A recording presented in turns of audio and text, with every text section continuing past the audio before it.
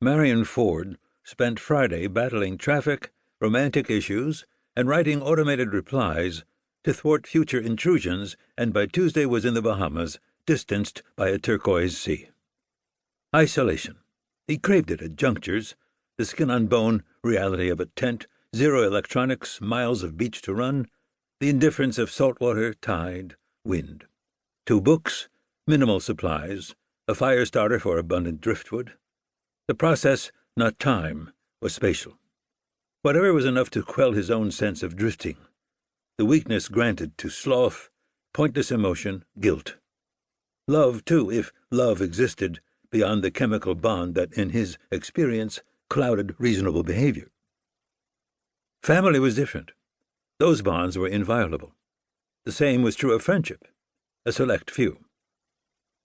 After a week he packed his seaplane, a Mall 4-seater, and returned to Androstown, not refreshed but newly focused.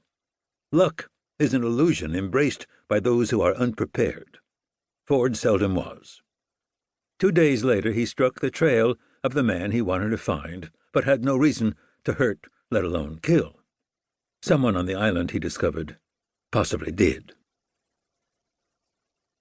The man, a professor-turned-bureaucrat, was too caught up in Lydia, his former student, to give a damn about being followed or anything connected with the past. To hell with the past.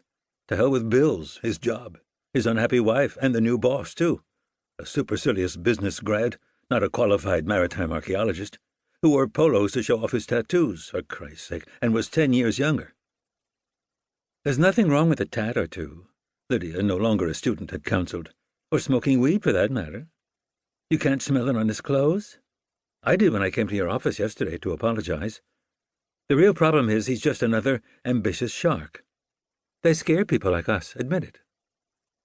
This was 8 months ago, after he'd almost had her arrested for using a metal detector in Ocala National Forest.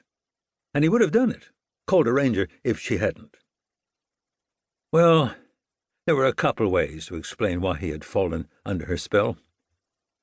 He remembered her from advanced anthropology, a night course for working students. Lydia, bland-faced, thin, always on time, always in the back row, off by herself. They were alike in that way, outsiders, solid, responsible, both subdued by what the mirror had failed to promise every morning since puberty. He was 5'8" and bald. Lydia, an introvert, averted her eyes while speaking. A slow, voltaic awareness evolved. The girl often lingered long enough in the parking lot to call, "Good night, Professor Nickelby," and twice had waited with him for AAA to jumpstart his pathetic old Volvo. Their clumsy small talk was memorable only because she hadn't brought up Indiana Jones.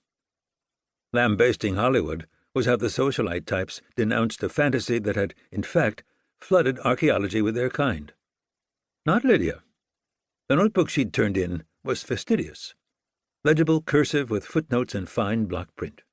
No copy-and-paste plagiarism, the new academic norm, and not a single goddamn emoji or doodled happy face. One exchange was memorable. The AAA guy had been busy with paperwork when out of the blue she'd asked, "Do you ever wonder if the things might be fixable? Like your timing's totally off and it's up to you to change, to, I don't know, do the unexpected? Something totally risky?" "I can't afford payment, so I'm stuck," he'd replied. The timing belt was serviced at 70,000, just like the manual says, and safety-wise, I did the research. Volvos are the least risky when it comes to... He'd rambled on in lecture mode, even after realizing he had totally missed her meaning. The silence that followed lasted 7 years. He married. He changed jobs, although remained an adjunct professor because the state of Florida didn't pay crap. More than once, alone in the stucco confines of a home he couldn't afford, he had replayed that conversation in his head. Do you ever wonder if the way things are might be fixable?